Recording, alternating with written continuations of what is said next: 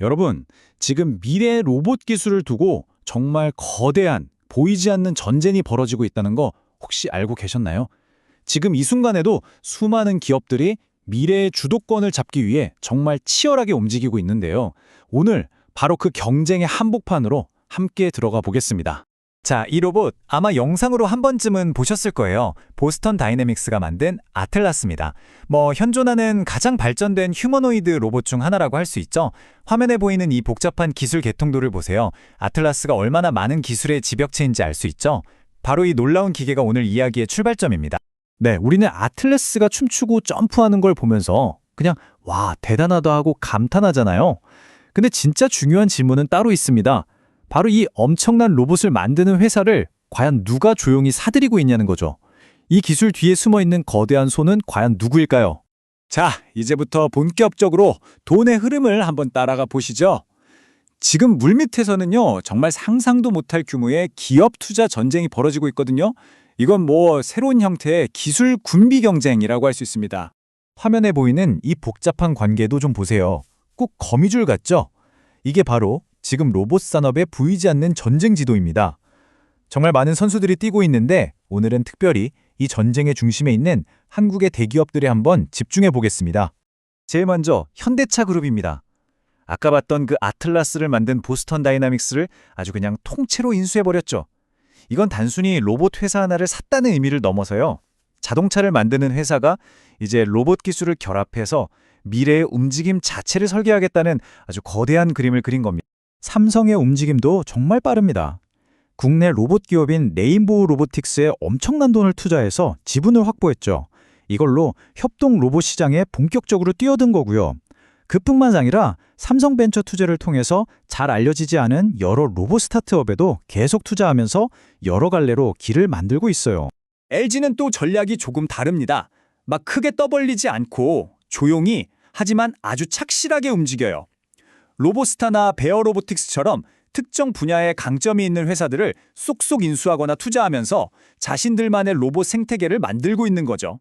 마치 다양한 종류의 무기를 모아서 하나의 완벽한 무기고를 만드는 것처럼요. 자, 그럼 여기서 궁금한 게 생기죠. 현대, 삼성, LG 이 대기업들이 왜 이렇게 수조 원씩 쏟아부으면서 로봇 회사를 사들이는 걸까요?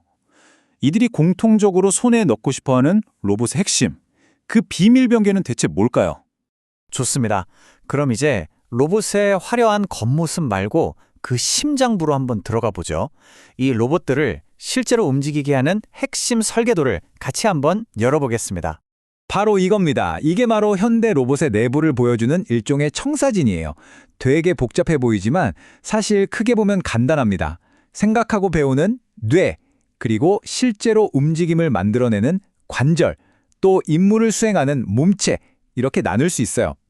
그런데 이 모든 부분 중에서요, 정말 가장 중요하지만 아마 대부분은 이름도 못 들어보셨을 그런 부품이 하나 있습니다. 바로 로봇의 관절에 해당하는 부분인데요. 이 작은 부품 하나에 어마어마한 시장이 걸려 있습니다.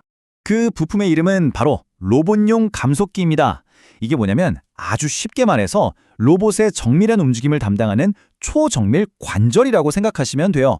이게 없으면 로봇이 부드러우면서도 강력한 동작을 하는 게 아예 불가능합니다.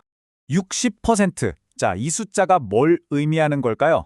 이게 바로 이 작은 감속기 시장에서 일본 기업들이 꽉 쥐고 있는 거의 독점적인 시장 점유율입니다.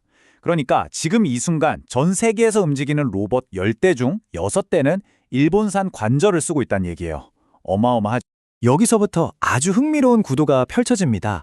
바로 이 공급망을 둘러싼 일본과 중국의 대결이죠. 시장을 지배하는 일본산은 품질이나 정밀도는 최고지만 가격이 비싸요. 그런데 무섭게 치고 올라오는 중국산은 가격이 30에서 40%나 싼데 품질은 일본산의 80, 90% 수준까지 따라왔습니다. 비싸도 확실한 품질이냐 아니면 좀 저렴한 가성비냐 이 싸움인 거죠. 그리고 진짜 핵심은 바로 이겁니다. 이 감속기라는 게 한 번 쓰면 끝나는 부품이 아니라 계속해서 교체해줘야 하는 소모품이라는 사실이에요. 그러니까 이 부품의 공급망을 장악하는 나라가 전 세계 로봇 산업의 목줄을 쥐게 되는 거나 마찬가지입니다. 자, 지금까지 로봇의 아주 정밀한 관절에 대해 알아봤잖아요. 근데 아무리 좋은 관절이 있어도 그걸 어떻게 움직일지 명령하는 뇌가 없으면 그냥 고철덩어리겠죠. 그럼 이제 로봇이 어떻게 똑똑해졌는지 그 학습 과정을 한번 들여다보겠습니다. 로봇이 똑똑해지는 과정은 크게 세 단계로 볼 수 있어요. 첫 번째, 일단 사람이 직접 로봇을 원격으로 조정합니다. 좀 느려도 괜찮아요. 완벽한 동작 데이터를 만드는 게 중요하거든요.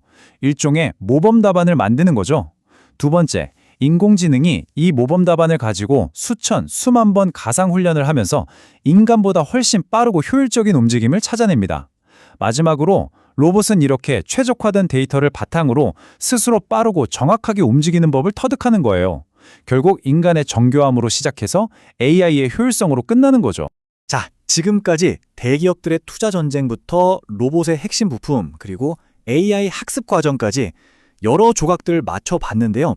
이제 이 조각들을 다 모아서 이 치열한 경쟁이 과연 어디를 향하고 있는지 그 최종 목표, 큰 그림을 한번 확인해 보겠습니다. 그럼 이 모든 투자의 최종 목표가 뭘까요? 놀랍게도 아틀라스처럼 뭐든지 다 하는 만능 로봇이 아닙니다. 바로 최소 기능 로봇, MBR이라고 부르는 것들의 대량 생산이에요. 예를 들면 데이터 센터 관리처럼 딱 한 가지의 반복적인 작업을 완벽하게 수행해서 최대한 빨리 투자금을 회수할 수 있는 그런 실용적인 로봇 말이죠. 화려하진 않지만 바로 이런 로봇들이 미래 산업 현장을 지배할 진짜 일꾼들인 겁니다. 이 한 문장이 오늘 이야기의 핵심을 정확히 꿰뚫고 있습니다. 결국 미래 로봇 전쟁에서 이기는 건 그냥 가장 똑똑한 AI를 개발하는 데서 그치는 게 아니라 그 AI에 생명을 불어넣는 물리적인 부품, 그러니까 모든 기어와 센서, 관절까지 전부 소유하는 자가 될 거라는 거죠. 결국 이 모든 전쟁은 로봇의 관절과 뇌, 즉 하드웨어와 소프트웨어를 누가 독점하느냐의 싸움입니다.